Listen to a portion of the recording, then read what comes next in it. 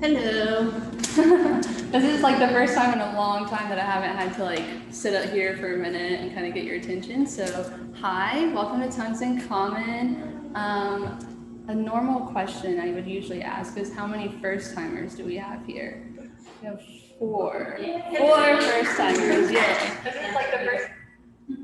And it's been months since we've done this whole like Zoom thing and in-person thing. And so to those of you out there watching, if something is funky, please just let me know. And I'm sorry, because just now something funky happened. So that's why I feel the need to address that. But anyway, hi, my name is Celia Mendoza. Welcome to Tongues in Common. For those of you who have been here, you kind of know how things run. But for those of you who haven't, I'm going to kind of go through and let you know kind of what to expect. So normally we would have open mic and we have a break and we have a featured reader that usually reads for 10 to 15 minutes. So side note, if any of you are interested in being a featured reader one day, please let me know. We can make that happen. We have a list and we just go through it and have people have their like 15 minutes of spotlight. So it's super fun. But tonight we're just doing open mic only. We're just gonna chill and kick back and just kind of share whatever comes to our hearts and minds and support one another and yeah, just be chill because it's summertime. So like why stress out, right? We're gonna have a good time. So yeah. Let's see, Linda suggested us going around the room and kind of introducing ourselves. So we don't have to do anything too massive, like too crazy. You don't have to go all out. We understand like what it's like to kind of be up in front of someone and say something. So just feel free to shout out your name. My name's Selena, and then we'll just go back over here and go back and go to the front. Certainly. Yes. I'm Melissa. I'm Molly. I'm Lori. I'm Joe. I'm Linda. I'm Lisa. I'm Kayla. Oh, sorry. We got Kayla. Michaela. What was your Lilith. Okay, beautiful. Ashley. Skylar. And we have Britt and Lily coming in. Hello, friends. Hi. We'll give you a second to get a seat wherever you'd like.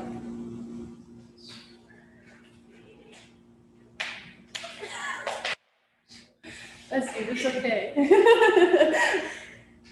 Sorry, I had a big flashlight. It's okay. It's all good. Normally, I'm really good about just like letting people come in and not acknowledge them, but these are my besties, so I had to kind of call them out for a second. And also, it's such a small crowd and we're so quiet tonight, so I'm a little thrown off, but I'm super happy to have you here.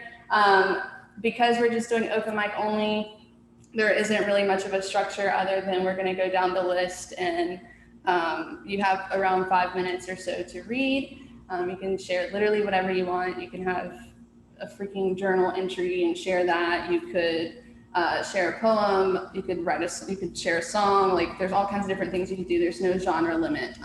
So anything that you'd like, you can come up here and share it. We actually had someone a while back share like a TikTok that they found, and I thought that was super cool. Like I don't know, literally anything you can bring in here and just share with everyone, and there's always something that someone will pull from it. So it's super awesome. Sorry to call you out, Michaela. But I loved it. It was a really good example I of found how. the paper in my car. I finally cleaned up the other day, and I was like, oh, Aw, sentimental. little throwback moment. I love that. But yeah, so as long as you come up here, you have a good time. If we have around 6 people, including myself, signed up. So if you would like to read, if you get comfortable and decide you want to share later on, I will be like asking. It's kind of the thing that I always do, and everyone makes fun of me because I say no pressure, but they feel the pressure anyway. But I truly mean no pressure. If you want to come up here and share, feel free to do so. Just get my attention when I ask that question, and we'll let you come up here and do your thing. A couple rules, I guess you could say, rules. You know, for the readers that come up here, the performers that come up here, we just ask that you keep everyone in the room in mind. So what that means is just basically be a decent human being. We're not going to have any like homophobia, transphobia, racism, all those things that we don't necessarily care for and kind of make the world a little bit more difficult. We don't tolerate that here just because we like to have a super safe space for everyone. We like everyone to be comfortable. So if you do have something in your piece that might be triggering, feel free to provide a trigger warning. We just ask to keep it short and sweet. Sometimes if you go too in detail, then you might end up triggering someone anyway. So that's just a little note to keep in mind. And then for those of you that are just out there while whoever is up here reading, we just ask that you pay attention, be receptive, and also be in conversation with those of us up here, just because it feels super great to hear any kind of feedback. I know it's super scary to be up here in the spotlight all alone in front of everyone, sharing something that you completely created on your own. It's very, very scary for a lot of people. So to have the audience out there kind of being receptive, whether that means letting us hear the ums and the oohs, or you're tapping the floor, or you're snapping, it's super great for those of us up here because it just really calms down the nerves. Yeah, and another reminder for those of you while you're up here, breathe. I'm having to remind myself right now to breathe. So just breathe. If you have a bottle of water, you might want to bring it up here. If you're like me, your mouth gets kind of dry. And also just feel free to, or be sure to project your voice. Just because we have some people in the back, and so we like to have this space filled up with your voice. So, so no one's struggling to hear your work or whatever. Project your voice. We want you to be heard. We want you to be seen. And I think that's pretty much it. I think that's all. Yeah, feel free to take pictures, videos. We are on social media. So right now we're on Zoom and we're live streaming to Facebook. We have a Facebook group. If you aren't in that, you can find it by looking at www.facebook.com/group/tonguesincommon. You can also find us on Instagram at Tongues in Common. We just recently made a TikTok. I have no idea what we're gonna do with it, but there's a cute little video up there already, and it shows like the little open mic performers from the past 2 years. And I think it's really wild that we've been going on for 2 years. So snaps for that, snaps for 2 years. We love that. And I don't know, it's just super cool to kind of see that. But if you are on TikTok, if you have ideas for TikToks for Tongues in Common, please feel free to let me know. If someone wants to take over the account, I'm happy to pass it over. I don't know, it's super fun. But if you take any pictures or videos, you can put it on your story, or you can tag us and we'll repost it. And we like to have everyone get connected. So we have a little community of writers growing, and so that you have someone to go to share your work or to get feedback or whatever. So yeah, that's pretty much it. We'll take a break about halfway through. And I think that's all. If you have to use the restroom, feel free to sneak out. You'll just go down, go find the hallway at the end, and just go down. It's on the left. And then you can sneak back in. No worries, no judgment. And that's all.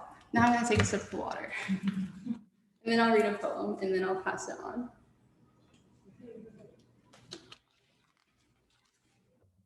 Okay.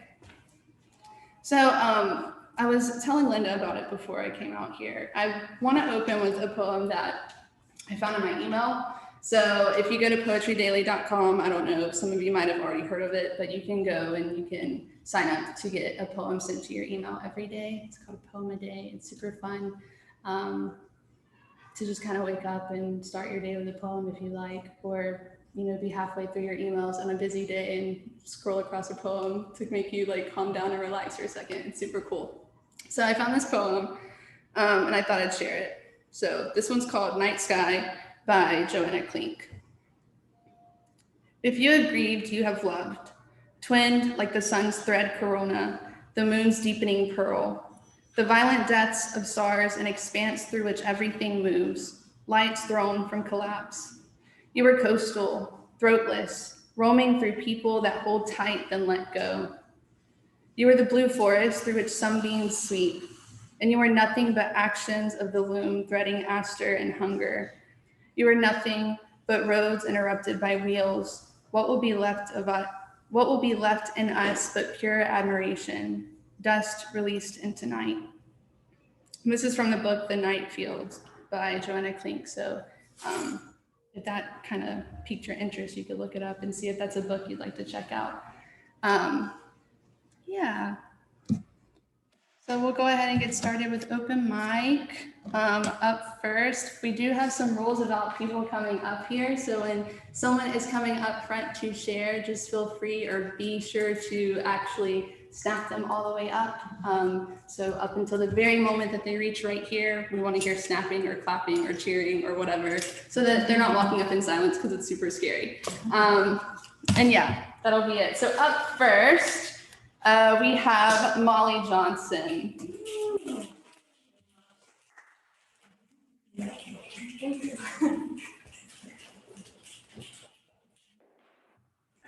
Thank you for snapping for me. I appreciate it. Can you hear me? I tend to talk very quietly, so can you hear me back there? Yeah. Okay.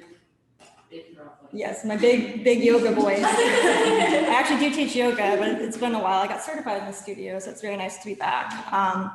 So for those of you who don't know me, I'm Molly. I'm in the Master of Arts in Writing program at Coastal. I'm entering my final semester, and I'm doing a thesis in creative nonfiction. So I actually started writing this thesis this summer, and I want to share with you the beginning of it, just a few paragraphs. All right, this section is called Womb. A trigger warning, there's some mention of anxiety and social anxiety. So it's difficult to come into this world already grieving and you don't know what or who you lost. But I suppose this feeling of loss, this deep gnawing hole inside of you can prepare you for a lifetime of changes, rough edges, knives to the heart, submersions in deep water with zero visibility. It creates a sense of preparedness and openness to the pain, embracing the hand that has no ace. But then you spend your life looking for it. Each loss like a jagged breath in, and one day, finally shakily releasing it, but it's still tattooed on your bruised body until your last breath. They say to do things that scare you in life, but what if you're born with life itself scaring you and you never grow out of it? What if you can't find your roots, the feeling of belonging? What if you want to crawl back into the womb, never to be separated from your mother and your female ancestors? Never to be separated from the red pulsing of her, some kind of divine femininity where we are birthed from, a warm cave vibrating to the rhythm of the universe, telling you everything will be all right, and it will be as long as you can stay there. I came into the world with stranger and social anxiety, which never fully went away. My everyday existence was threatened, hair bristled on the back of my neck, ready for fight or flight. A hulking man at the door at the small Iowa home with the towering pine standing sentinel in the front yard, with a cavernous basement where the washer shakes violently, possessed by the shadows that dwell there, vibrating a loud rhythm of fear in the pitch blackness. This cavern would never be small enough for me, never warm enough, never safe enough. This man is my father, plays guitar with him.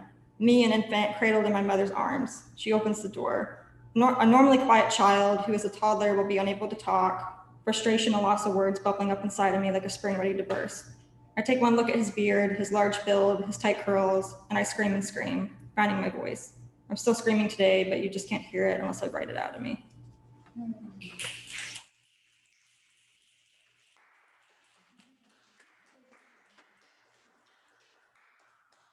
Thanks, Molly. Yeah, what the heck? Okay, so what was that? That was your thesis? The beginning of the thesis, the creative nonfiction thesis, I think, right? That's so good. Yeah. I love that. What are you saying? Just kind of like motherhood and like abandonment, and kind of like grief and loss and feelings of abandonment associated with, fear of, losing a mother figure and dealing with the loss of like my grandmother, great grandmother. So just this very like feminine, like energy and motherhood and stuff like that. So. That's gonna be so powerful. It's already so good. It's like off to a really great start. Thank you. Thank you for sharing it. Thank you. All right, one more round of applause for Molly. All right, up next we have Alyssa Connor.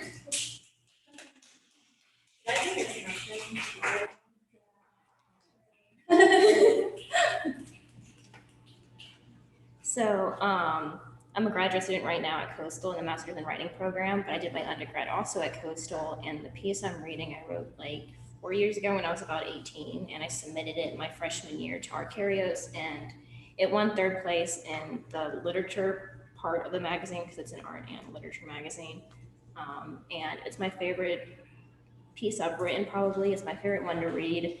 And it's also the shortest one, so it's easier for me to like read it now without like being like too long, because then people lose their attention span. It just works well with me, like speaking it verbally than like other pieces would.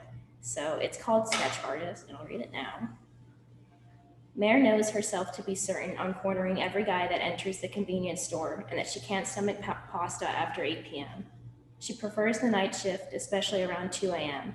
The store is sensual and slow, the hot dog roller humming from the corner, the light above the register is sometimes half off, sometimes on.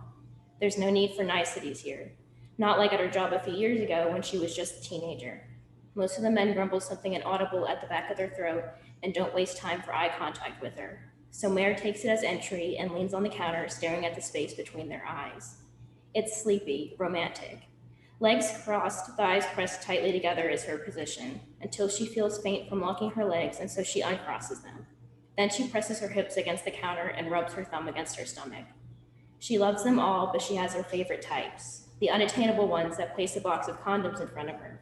In a weird fantasy, it's an offering to her. In reality, they're one of the few that actually make eye contact with her. It's endearing and, in all honesty, arousing to her. It makes it easier to swallow the medicine of, obviously, the fact that they are not there for her at that moment. But they could be. A lot of cigarettes, young 20-somethings, but they're all different.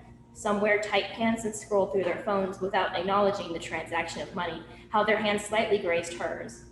Glasses, stubble, full-on beards, goatees. Some smell like smoke, others smell like cologne, armpit sweat, camo jackets, bloodshot eyes, hair that looks like they shaved it in the dark, cuts on their hands, smooth hands. No matter the type, she likes all the cigarettes they buy. She's never smoked a cigarette in her life, but Marlboro is her favorite. Camel is her favorite. Lucky Strike is her favorite. Newport is my favorite, she'll say. And for a quick second, they glance up at her. They're taken aback.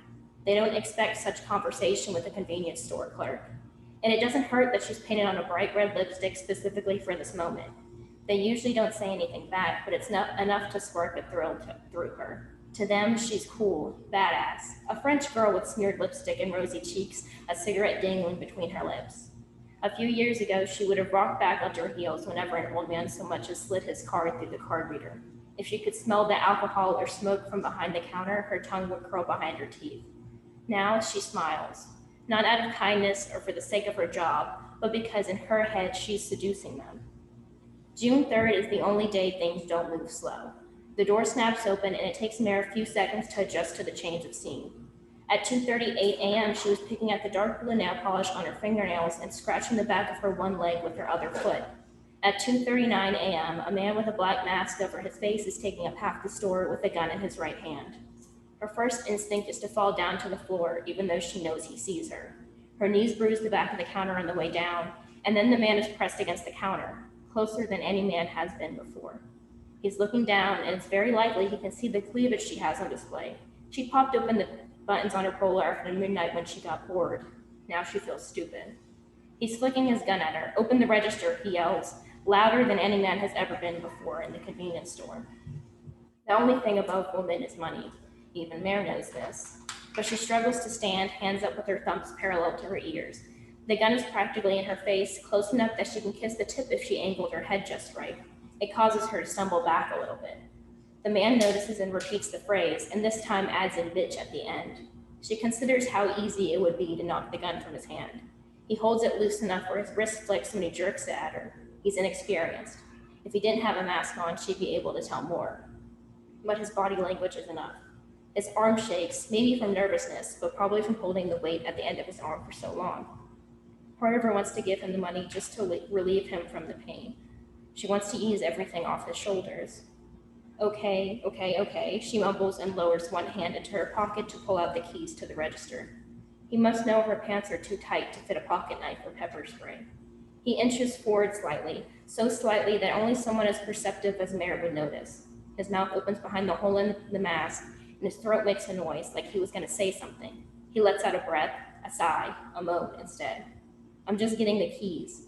The constant quick jingling of the keys indicate that Mare's arm is shaking too, but the keys aren't heavy in her hands. As she turns the key in the register, she glances up. He's gone soft, completely still and concentrated on her stubby fingers wrapped around the key. His mouth is gaped open slightly. His pinky finger has slid off the handle of the gun. His shoulders are now well below his chin. Maybe he's surprised at the result. But as the key clicks and she tugs the register open, the gun is once again intimate with her personal space and his arm is taut. "Hurry up, hurry, he keeps chanting. The metal clangs as she takes a drawer at the register. It clashes against the counter, loud. He pulls out a bag and begins tossing whatever he can into it. He starts with the $100 bill stashed in the corner, then the 20s, then the 10s. all while constantly looking over his shoulder every few seconds. She can feel his heart beating, or maybe it's just her own. She doesn't turn her back on him, but she begins taking a few steps back. The shuffling stops, and he's standing upright, the gun once again pointed at her. "If you call anyone, I'll shoot you," he says, his voice cracking at the end. She mouths okay, but doesn't actually make a noise. He mumbles to himself and begins dumping the rest of the drawer into the bag.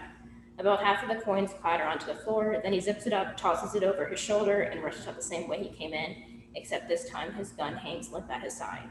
She calls the police. No one else is in the store. No, I'm fine. I don't know. He had a mask on. Yes, it was a male. He was white. He had green, almost blue eyes, she tells them. He's probably in his mid-20s, but carries himself with the grace and security of a young 20-year-old, she wants to say. He has issues with himself. He doesn't have very good friends. He hasn't been through a lot, but to him, it feels like a lot. And then she sits on the stool behind the counter. Although no actual bullets had grazed her skin, she'd been shot. And that's it.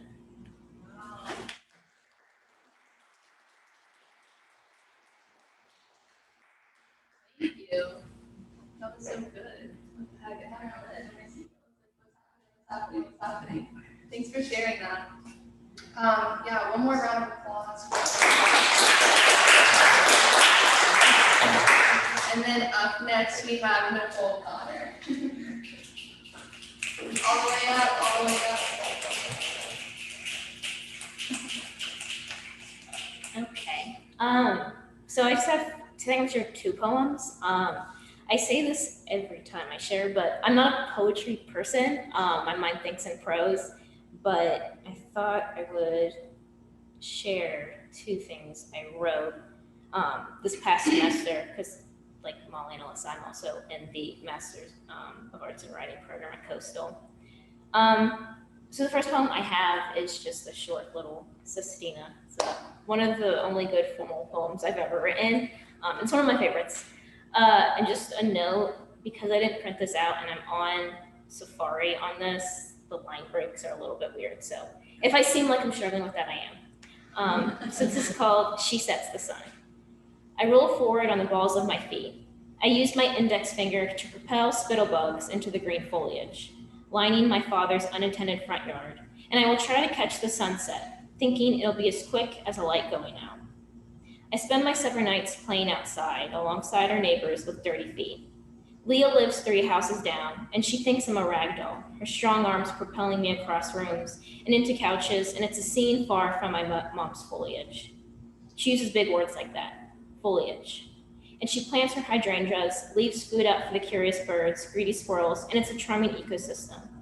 My feet are always clothed, and yet I trip, propelled to my knees. It's my flip-flops. I don't think. This is Becca's fault, and she never thinks. We're far from my house and our foliage, my safety blanket.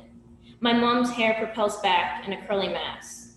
She takes me out of harm, the asphalt's dregs cling to my feet, my knee is split. It'll leave a scar, and I forget about the setting sun, and I'm safe here.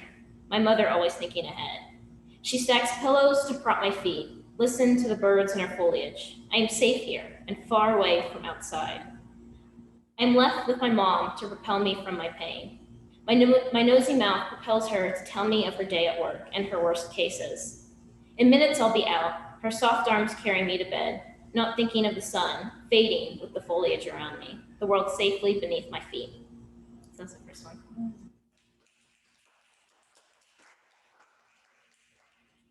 And then the second one is more of a kind of free verse poem, and it was written as a result of, at 22 years old, I finally got a full-size bed, so I wrote a poem about it.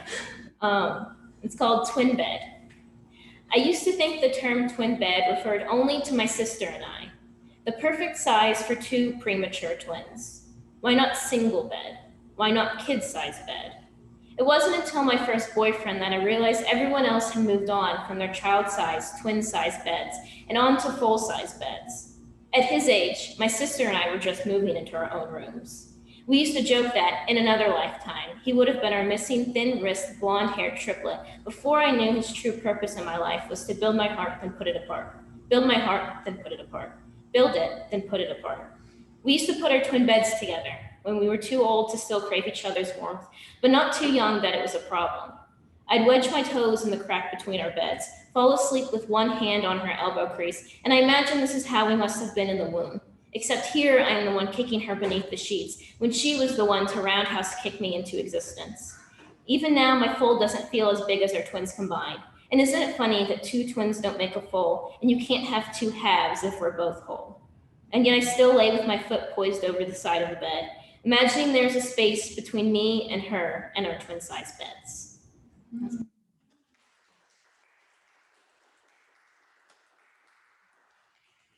Thanks for sharing that. I love that. Twin size bed. That was genius. Okay, one more round of applause. Well, y'all can like feel free to comment. I just like to fill the silence for a moment and let them know that they kind of blew me away in a second. So yeah. Anyway, up next we have Joe. Play some music? Yeah. Heck yeah. All right, snap all the way up. Yeah. Okay. Where should I put the chair on? Right here, I'll just put it on this. Excuse. And can I put this amp up on the table? Yeah, that should be So this is in the way. Can you just move it real through? Thanks. Second.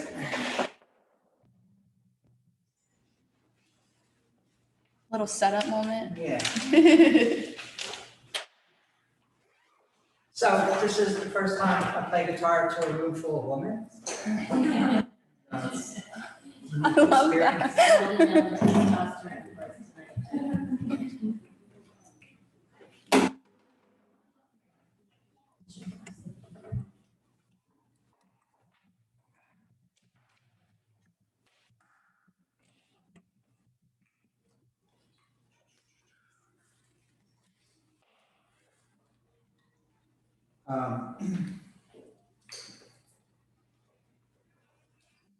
So I'm thanking you for giving me the opportunity. I need practice playing in front of people. So that's why I'm doing this. I'm really good at verbal presentations. I don't get nervous or anything, but guitar, nonverbal, is low my quality. So let's turn this on.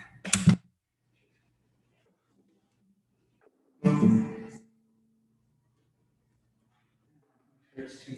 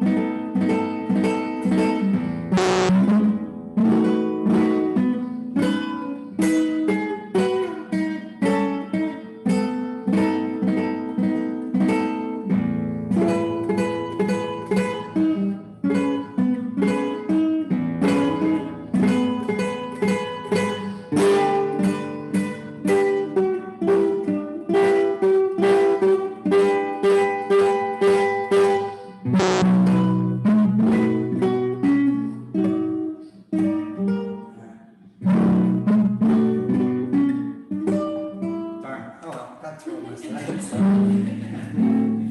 See, I picked that up.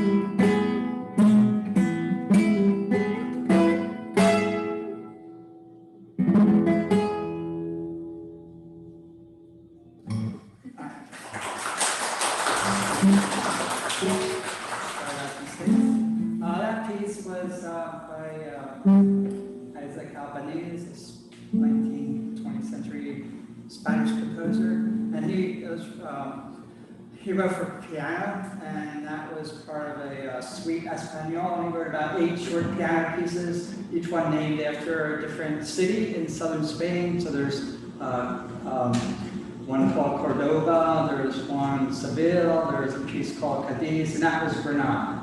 Anybody ever been to Granada? The city of Granada? And this one is called Caprice Arabe by Francisco Tarrega. Same thing, same time period, Spanish composer, late 19th century.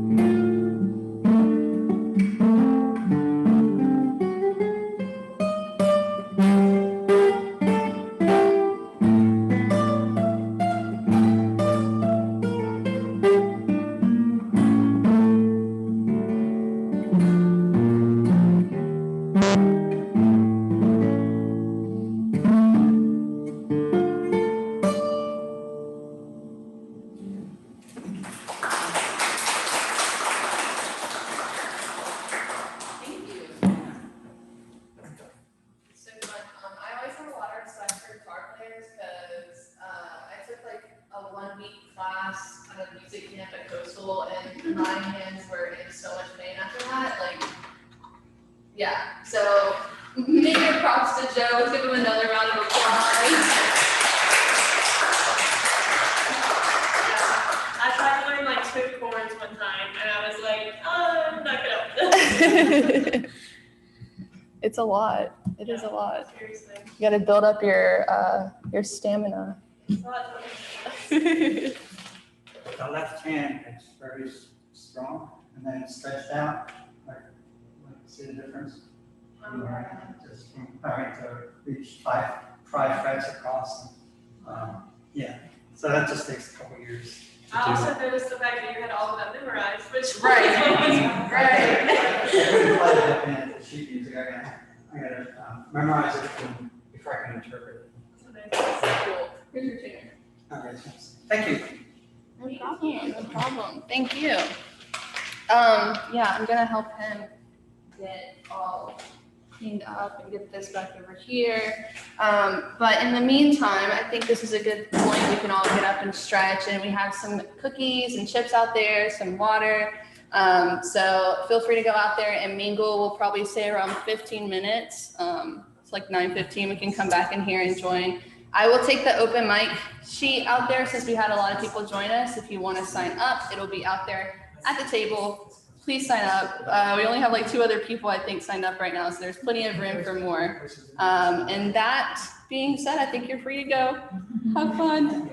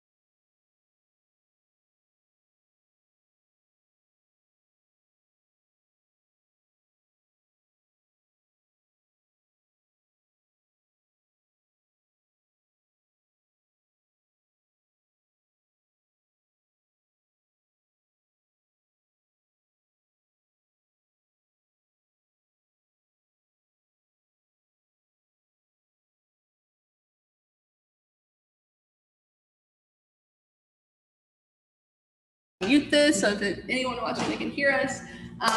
Yes, so thank you so much for those of you that have already read. Thank you for those of you that went out there and signed up. I'm glad that you, I don't know, feel comfy enough to share now, so that's exciting. And I did forget to mention this, just a small note. There is a donation box out there if y'all happen to see it. This event is free just because we like to have it completely accessible to the community. However, we do provide snacks, and I do like to try to give the studio a love donation as well most of the time. So if you do have any cash, feel free to drop that in there if you have any to give. But at the same time, if you don't, we still love you the same because we're just here to share and be with one another. But yeah, I forgot to mention it earlier. So if you have something that you'd like to give on your way out, feel free to do that. But again, if not, we love you anyway, and we're glad that you came, because that's really what we want. It's just bodies in the room and pieces to be shared. So yeah, thank you. I think I will go ahead and read a couple pieces, and then I'll pass it over. We have 3 others signed up. If anyone wants to read, just catch my attention and I'll add your name on there. But yeah, so it's funny that you mentioned prose earlier, like you don't think in poetry, because obviously I have always written poetry, but for some reason over the past few months, I feel like poetry has kind of become a little bit harder for me to access, and I've been doing more prosy stuff. So I don't know, we're going through a little thing, and we're going into other genres, and I don't know, prose is super fun. It can still be super poetic and sound awesome, like just play around with sound and imagery and stuff like that. But you're not so much concerned about line breaks and, form and things like that. You can just kind of let things flow together. So this is something I've been working on, kind of reminiscing on my childhood and how much time I spent at my grandparents' house. We were there all the time during the summer. It's just kind of like the thing that I think of when I think of childhood is my grandparents' house and the road and us playing on the road and us eating ice cream and all the junk food and everything you can think of. Like, I don't know. It was just, that's the most prominent memory I think I have of my childhood growing up. So this is just remembrance of Cabbage Patch Lane, which is the road that she lived on. I found solace in a scattered place owned by scattered people. Everything was scattered. Chaos wrapped lovingly with a bow, their best presented in dollar store picture frames on pink walls, and thrifted knickknacks on tables perfectly positioned for stubbed toes, and a flat screen TV and laptop on layaway for grandkids who didn't know better. Jars on top shelves were hidden homes for tucked in, tucked away roaches and rolling papers. Our visits demanded secrecy. We slept on mattresses on floors like we were royalty. Like TV on all night had no effect on their wallets, like they didn't need wallets or extra space. We woke to clinking spoons and microwave dings, the smell of instant coffee and lingering tobacco. Screen doors were cracked to let the smoke out. Nails were embedded into the family tree to ensure safety. So we wheezed away worry and slurped up the endless supply of pop cereal with sweetened condensed milk, of little Debbie cakes washed down with Mountain Dew, of growing up with such little but high regard. In the crevices, notebooks rested, stuffed and stacked in no specific order, wrinkled and rolled to curve like the paper on a driveway in some sun-soaked suburb, stained by scribbled down phone numbers, declarations of love, tear-lined confessions, purple-inked prayers. I wish I had a time machine to see, feel, touch, smell, hear more vividly. I wish I could do them in their resting place more justice. The sticky sores have scabbed over, transformed into faint scars lining my legs and elbows, and I can't remember their origins. Only the faint feeling of fear as I flew over handlebars of bikes bought at yard sales. Only the dull lingering of the faded skipping toy slamming against my ankle. Only the few stories cemented and rooted in my limbs down to my nerve endings through the traces, though the traces are no longer clear. No witnesses to confirm, no piles of rusty secondhand scooters to plunder, no dusty technology housing pixelated pictures to search for. We lived in our own world, the surrounding houses only distant planets in our minds. This was forever. I wish I accepted what I already knew, that everything had an expiration date, that invincibility only existed in fairy tales and we were not afforded a life of fantasy in any will of our lineage. That this would have to do, this would have to be enough, this would have to blend in and fade with the ever-changing, unforgiving cycle of seasons and spring cleaning, of settling debts with more debt and living with unanswered, unasked questions, of sold properties and altered ingredients and never getting it right, but trying anyway. These visions have played over and over, a projector on loop, powered by the light of immortality, until remembrance-rooted rose bushes are in season and bloom petals of nostalgia, until every twisted back old man receives soft smiles without asking and invites tissues to my tear ducts, until what was once scattered has become sacred, sanctified in the ever-shifting sediment of my veins, tucked in thrifted jars and tattered journals tossed wherever they can bear to fit and sit a while longer.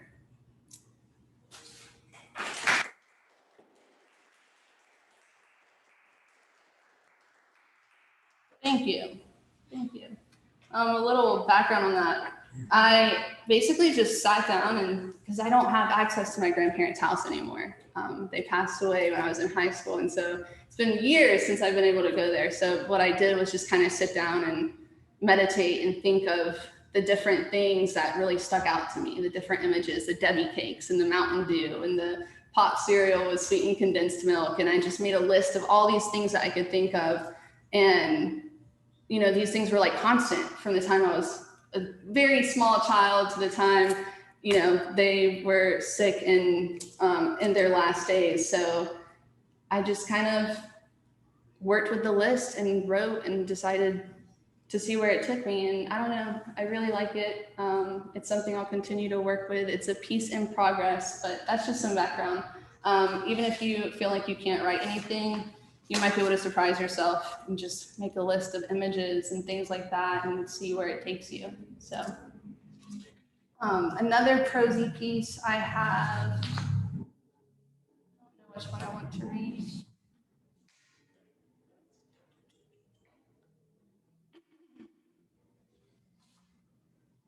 Okay, I'll read this one. So this is called The Search. I actually did this in a class I took last semester with Dr. Oldfield.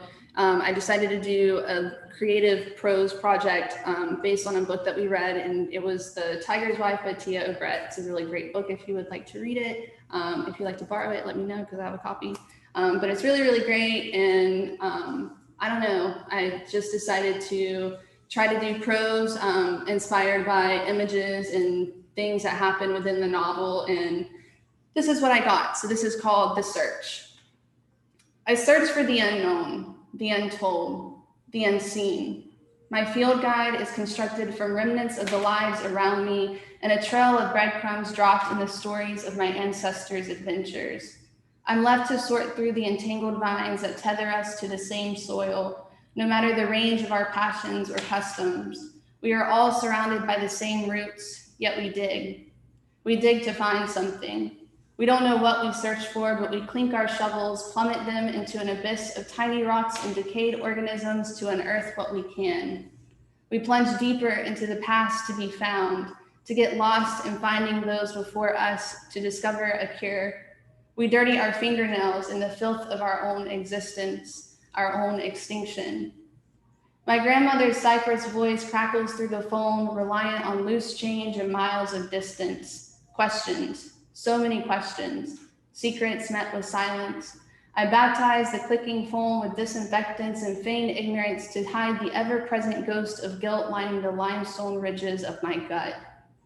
Denial is a hereditary gene in these parts. I hide in the shadows to protect my family, to get a glimpse of my ancestors' past, to chase a shadow I thought was a mere invention of memory, to get answers, to understand, to step into the light with no fear.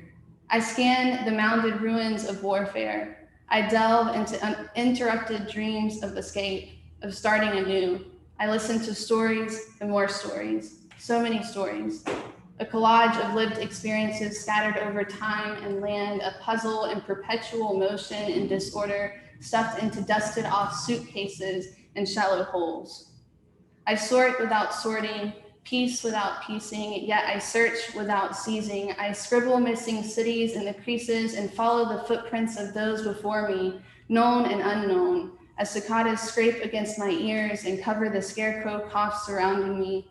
We do what we must do, cleansing our callous crossroad fingers in black showers of dirt and the holiness of intertwined vines, sipping the fluids of washed bones to inherit what might have been lost, leaving our hearts behind to be found, to be honored, to feel peace, to move forward.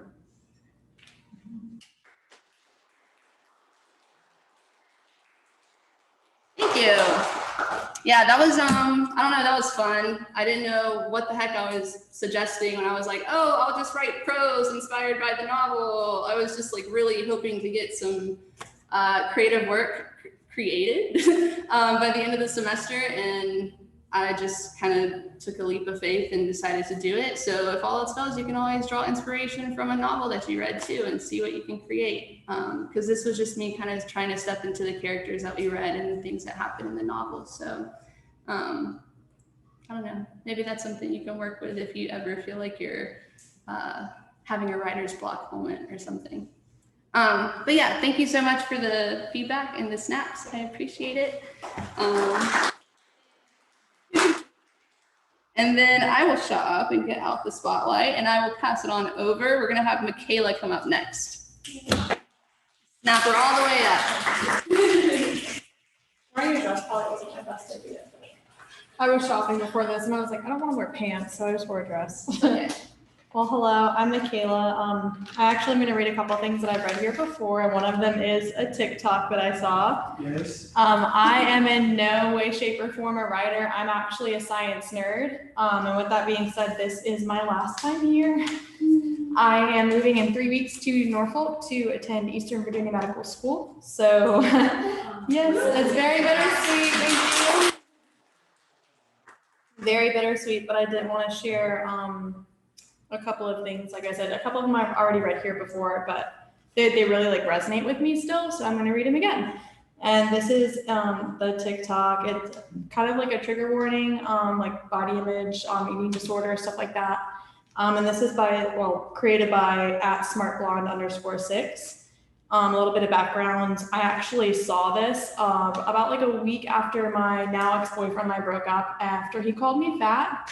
After that happened, I lost 14 pounds in about 2.5 weeks and was calorie counting, and like it was very unhealthy, but I'm happy to say I've gained the weight back and I've lost some healthily. So I'm in a much better mind space, but this is still very powerful and it still kind of like keeps me up at night sometimes. It's like, it's a very beautiful piece. Okay, here we go. I don't like looking in the mirror, but my body tells me I have to, because maybe those 2 eggs and slice of avocado toast were the true tipping point for that extra pound I've been trying to shake for days. I don't remember the taste of fried chicken, but my tongue is no stranger to coffee, water, and Tic Tacs. They say you can't measure happiness, but my mood has become dependent on 3 numbers on a scale, not the quality of my day. I'm so tired. I'm tired of checking my body every time I pass my reflection, making sure it's no different than yesterday or the last time I felt skinny. I'm tired of going to bed hungry because if I eat anymore, I may not like what I see in the morning. I'm tired of being cold all the time, of brushing out clumps of my hair, of counting food like it's a number because I can't have too many calories or that stupid app on my phone is going to call me a failure. I'm tired of caring about everything you say because maybe you didn't mean fat when you called me big, but now I won't eat for 2 days just to make sure you're wrong. No, go ahead. Eat your own words because I'm not hungry. Yeah, that's not at all what I mean. It's a TikTok, and I was one of those people who was like, TikTok's so stupid, and then here I am reading something from it. So this next one is actually a piece of my own that I wrote. I don't remember writing it at all. Yeah, I don't remember it at all, but obviously I was feeling some type of way, and kind of another trigger warning, self-harm. So just be aware of that.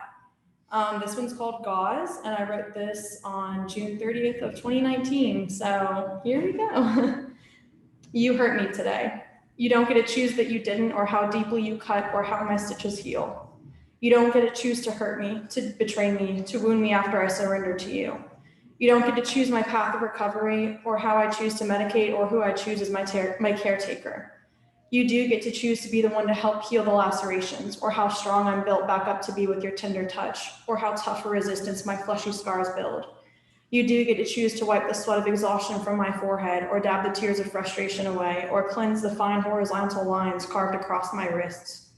You do not get to say you did not hurt me, but you do get to say you can help me. Thanks. And this is actually a song. I'm not going to sing it. I'm not a singer. I'm not a writer in any way. But this song gets me through, I don't know, it's like gets me in my feels, pulls me out of my feels. It's very important to me. I listen to it probably like once every other day. And it's usually like late night after work. And I'm like, especially after a day kicks my ass at work, I'm like, we're going to put this on and get even more upset about today. It's called I'm Still Here by Miles Carter. I want to hear your voice say my name with I love you right after. Picture me and you in a vehicle, filling silence with laughter. Picture me and you in the future, right? With no filter, right? Just chilling, nights spent thinking, damn, is this it? I've been thinking about a future, and this might be too soon, but we could start the rest of our lives. I'd spent the rest of my life with you. Spent a lot of time thinking how to say these words to you, and honestly, I don't know how, so look. Fuck what your man said, I'm the man saying it now. And if he said he wasn't worth it, then I guess he wasn't worthy, because you're a prize in my eyes, and I'm glad he didn't see it.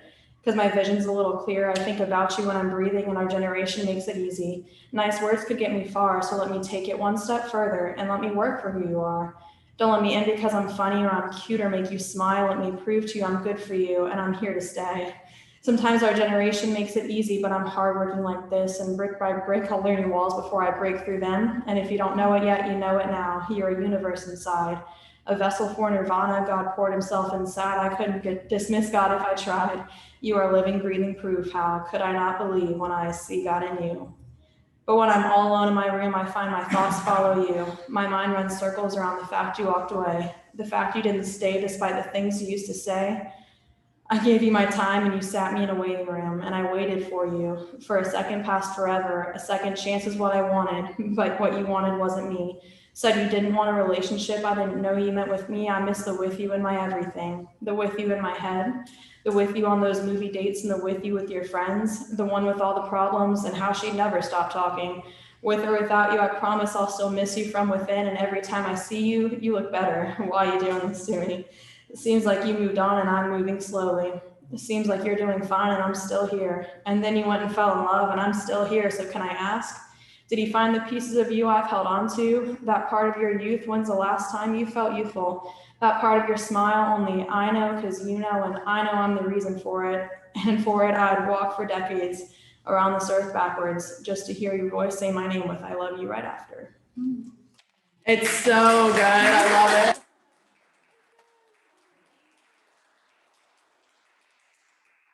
Thanks. Let's do one more round of applause because congratulations. Awesome. Oh, absolutely. I hope to. I really do hope to. Really good. Oh, you said you were a writer. I am not. Oh no. That second piece was mine, but I am not a writer. People that you see as writers say that they're not writers, so you're probably more of a writer than you realize. Okay, up next we have Lilith.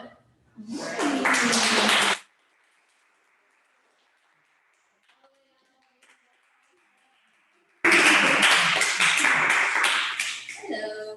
Hi, can you guys hear me okay? Yes. Okay, I want to start with an introduction to make me feel a little bit more comfortable before I start doing this really short poem, I promise. My name is Lilith. I am a senior at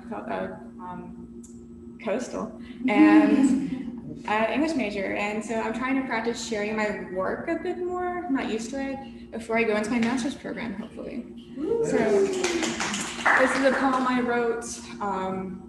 I'm not the biggest fan of poetry, but I do write it more often now. So this is what I wrote. Guys, trigger warning for pandemic and Zoom classes. So this is called The Camera is Always On. I've spent more time this year staring at my face than any other I can recall. And not just at my face, but my face through the eyes of others. My face washed out with blue light, shifting with the change of slides, my face during lectures, at this angle and at that. Do I look too disinterested or mysterious and handsome, or like I'm just a filled space? I think it's worse with my camera off, when all I have is my name and a chat scroll to prove that I am more than just Floyd. My professor asks a question that blurs in my ears behind panic. This is my chance to look clever. My fingers stutter over the keys, but by the time I fix my clumsy spelling mistakes, the moment has passed. They all end with a similar pang. My professor's voice crackles, popping out through my speakers at a pitch I can feel behind my eyes. My screen flashes the words, internet unstable. The faces of my classmates freeze and blur with glitched watercolor, and I am left staring at myself. Thank you. Wow.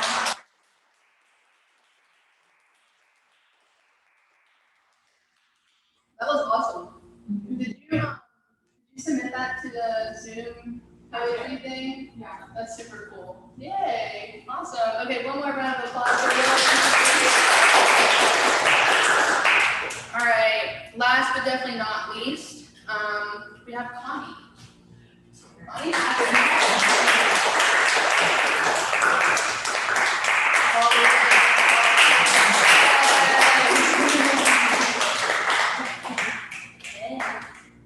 Hey everybody, my name is Connie. I just recently graduated from Coastal in December. I'm currently studying to go to law school I'm studying for the LSAT, so pray for me, please. Okay. And I recently wrote a book called Cemented Flowers. So it's available on Amazon. If you like what you hear today, you can go get it there. Yeah, and it basically has 4 chapters in it. I'm gonna read a piece from each chapter. They're like really short poems, so I won't be up here all day, I promise.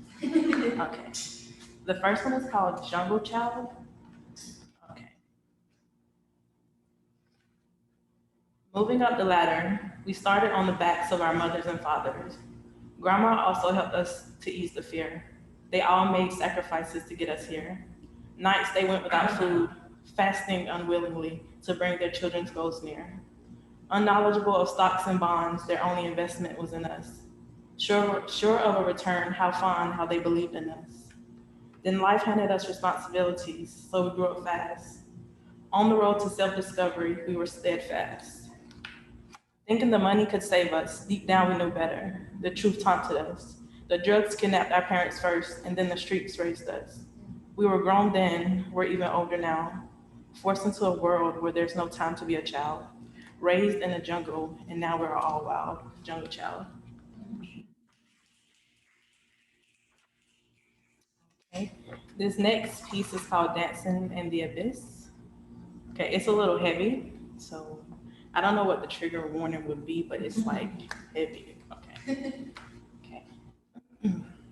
Dancing in the Abyss. The night is young. Time is running like a snail. The gravel is slippery. I began to trip, then I fell. I'm lost in your love, can you not tell? I know this song all too well, but let's dance to the beat all night and then quench our thirst at the wishing well. One wish, and I wish for you to stay all night, because I'm lost in the abyss and you're my guiding light.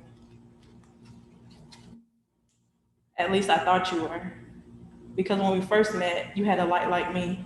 So bright, I dimmed my light to let you lead. Now we're in the dark dancing and there's blood on the leaves. I couldn't see, but you had the light and you watched me bleed.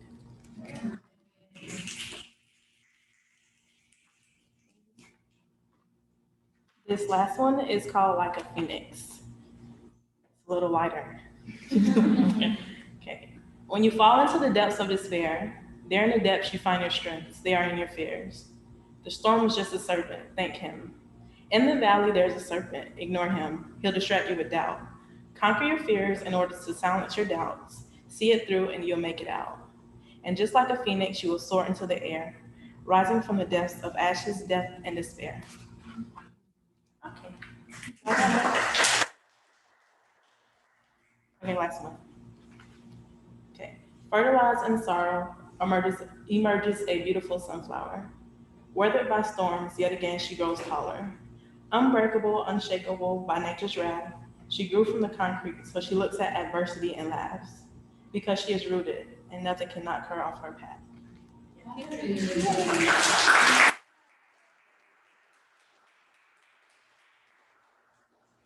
Amazing, amazing.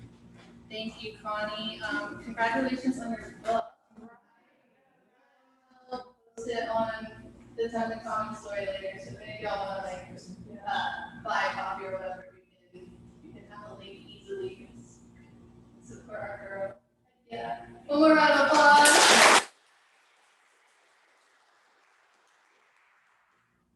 All right, besties.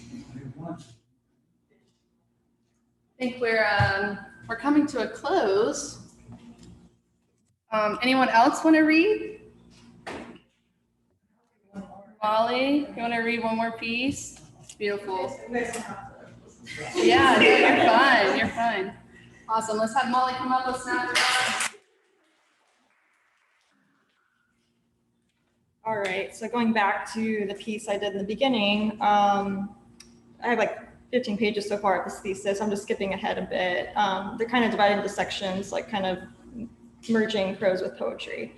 So this particular section is called Oil Painting, about my grandmother who passed away in a car accident in 2016.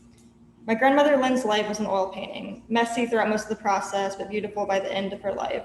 She was a single mother of 3. Her first husband and my mother's father left when my mom was only 2. They moved constantly in my mother's childhood, never establishing roots, never knowing a true home as Lynn worked different jobs. Lynn was brilliant. In the middle of new boyfriends and husbands, she got her law degree, finally settling in Tallahassee, Florida, where she eventually lived with her husband, Phil. The home where Lynn found her roots was a sanctuary. The driveway led to a small brown house with large floor-to-ceiling windows looking out to the Wacola River, a mysterious swampy place full of gators and manatees.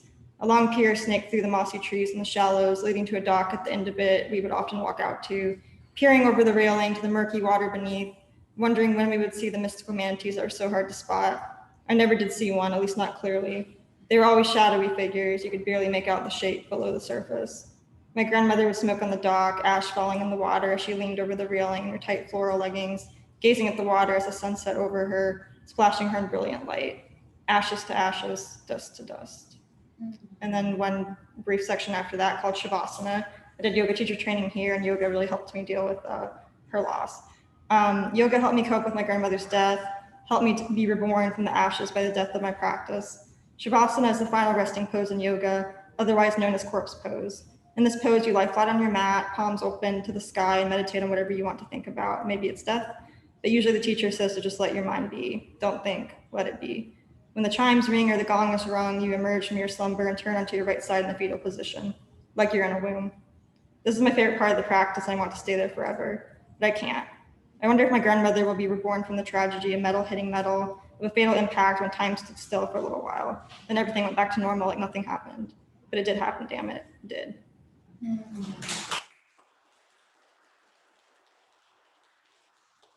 Ooh, thank you, Molly.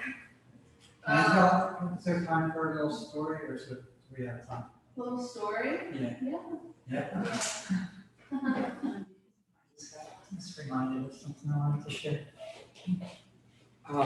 Sometimes I think that there's no such thing as accidents, where like there's always noticed that there's a psychological component sometimes to accidents. People look at that if you like could interview a person who's had a serious accident, you find they're often in a lot of distress or emotional pain or depression or anger, or sometimes if a child falls, or dies, and you wonder about the how the parent could have let the child near the swimming pool or up on the floor balcony to fall off, and when if they were questioned, you see that the parent was under a lot of pressure or stress about their life situation. And what I get sometimes is that the unconscious can take over, and in a way that's unbelievably sometimes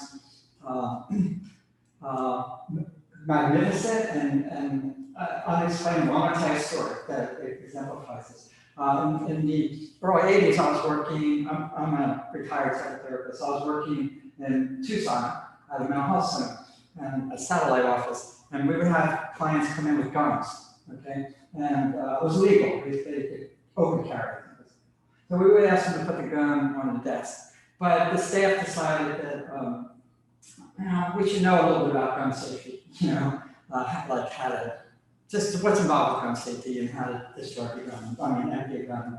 So at the main office was a psychologist who was an ex-Marine and a gun safety training.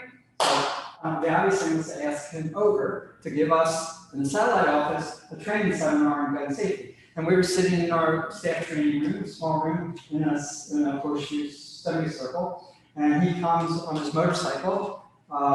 Later we found out he had, he bought 2 guns. He had them concealed, which was actually illegal. So he did an illegal thing coming over.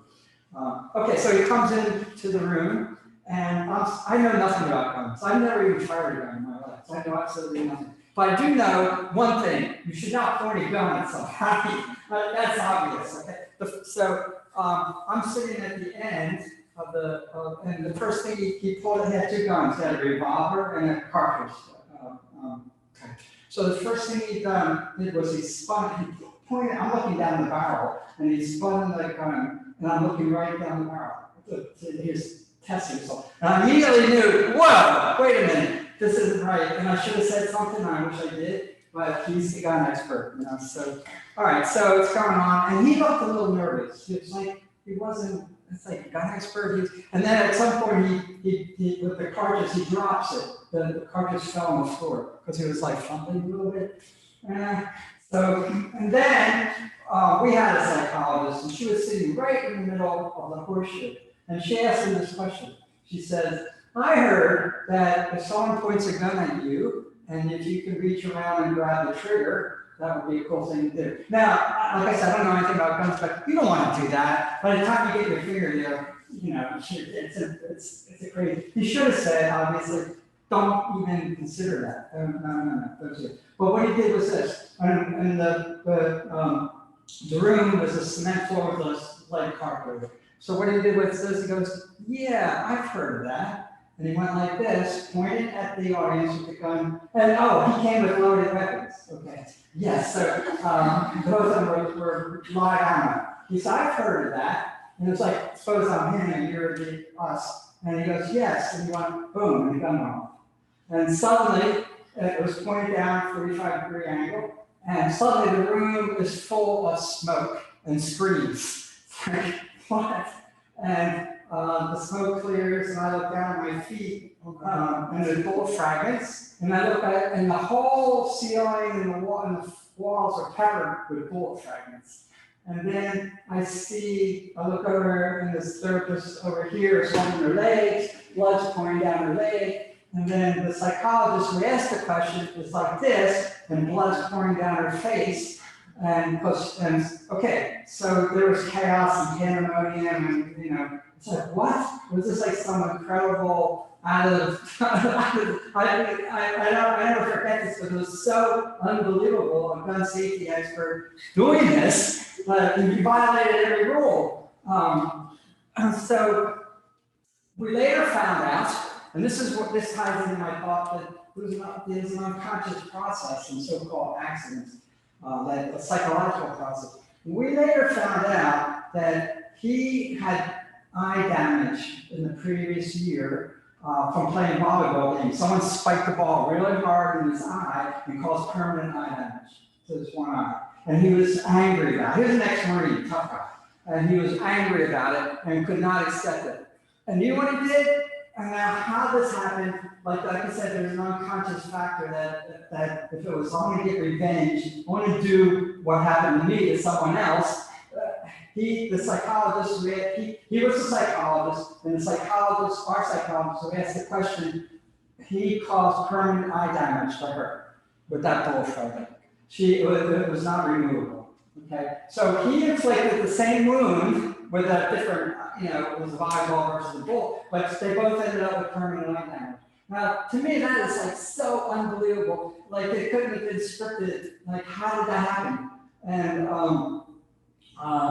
so that's what gets me thinking. It's like, wow. So when I look back on it, it's like he was in like a dream state, like a fugue state or something. He wasn't himself. And I don't know whether he had thought this out. I know he must have been bottled up all this anger. And did he say, I'm going to go and shoot somebody at this training site? I don't know. And, but to me, it's like such an amazing turn of events and shocking events. It's like what I said, it got me thinking, are there really accidents in life, where people get injured? If you look at what's going on with people, sometimes you find like when they feel powerless, something bad has happened, they feel powerless, angry, depressed, and there's no chance to do something about it, they feel out of control. Those situations often lead to someone getting hurt. That's what I'm saying. And that is labeled, but it's done in a way where they're not seemingly legally responsible. It can be done in a way that looks like an accident. So anyway, I just want to share that. Wow. Thanks. That was really wild. That was very roped into that.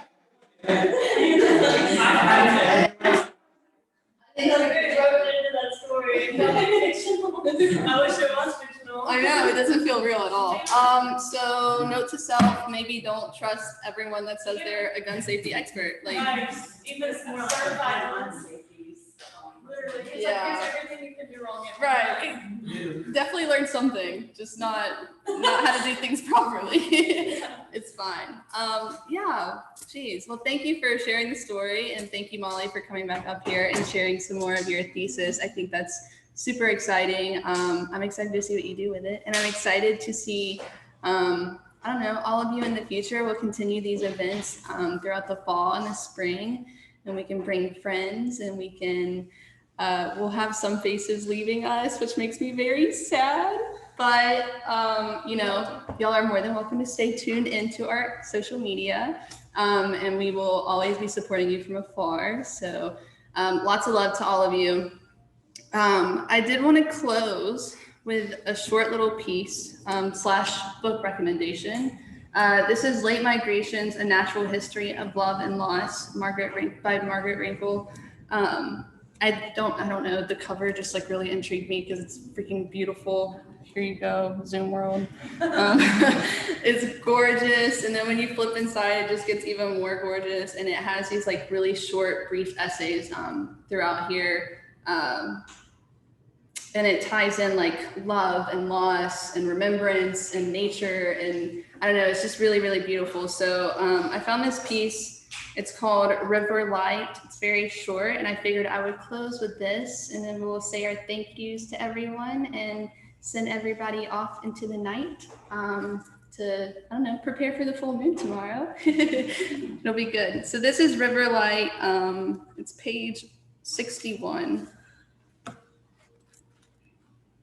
I try to imagine what it must have been like for the first human beings who moved through this dark forest, to glimpse a flare of light on moving water, to step out of the shadows of the closed trees and see the sun flashing on a broad river, to see air and water and light conjoin in a magnificent blaze. That first instant must have felt the way waking into darkness feels, not knowing at first if your eyes are open or closed. In that instant, the river is not a life-giving source of water and fish and passage. In that instant, it is not the roiling fury that can swallow whole any land-walking, air-breathing creature. It is only itself, unlike any other thing. It was here long before we were here, and it will be here after we are gone. It will erase all trace of us, without malice, without even recognition. And when we are gone to ground and all our structures have crumbled back to dust, the river will become again just the place where light and water and sky find each other among the trees.